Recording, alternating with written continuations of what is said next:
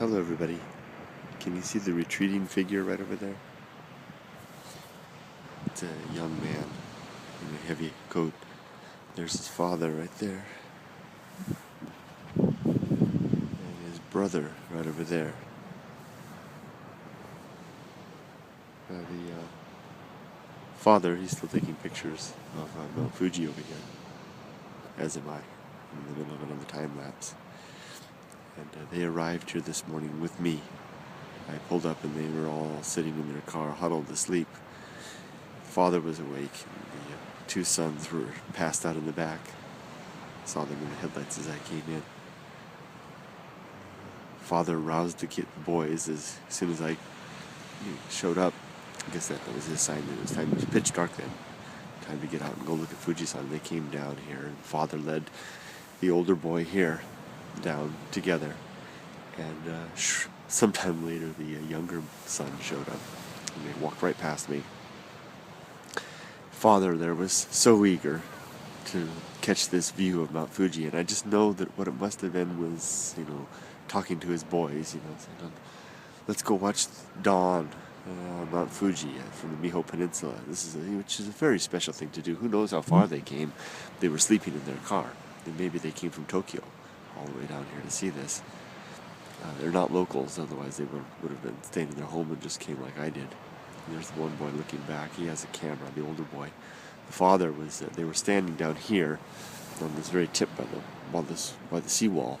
And the father had his camera, his smartphone up almost the entire, for at least 30 minutes through the dawn stage, was the sun was coming up over the Miho Peninsula over there. And catching that image. And the older boy was standing by him with his camera, and the younger son was just milling about, anxious, wandering around over here. I could see him, probably got captured in the time lapse. I was doing back and forth, pacing here and there. And I was thinking about the family the whole time, how the father's really attempting, you can see him there, he's kind of, he's cold, but he's attempting to capture a special memory for his boys, bringing them, probably in the impression of the younger boy, dragging him to this desolate, lonely place, to view Mount Fuji, which to the younger boy, as soon as the pale orange had faded from the summit, that it was over, you could see he was done. He was starting to make his way back, milling around the sand here in front of there, making his way back, and that was his cue to the father and the older boy to follow along.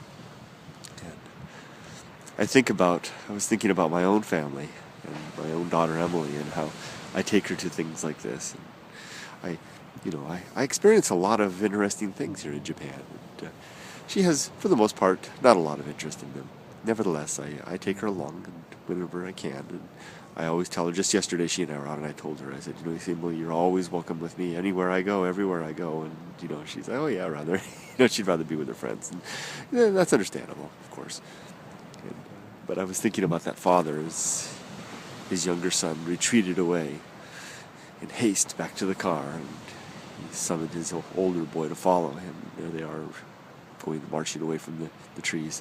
Going to get back in the car and drive the several hours back to Tokyo and the bustling city, and the father will hope that he has done a good job by his sons, and the older boy will, give some appreciation. He's older, and the younger boy will be thoughts of his own things. But I expect that the memory will season in the younger boy over time and be a special one for both of them, especially after the father's gone. I remember someday when the old boys are men, they'll take their elderly father out for lunch and something and say, do you remember that one time the three of us bundled in the car and drove down to Shizuoka to see the sunrise on Mount Fuji? And all the memories of the haste and the impatience will be gone, and the father will have his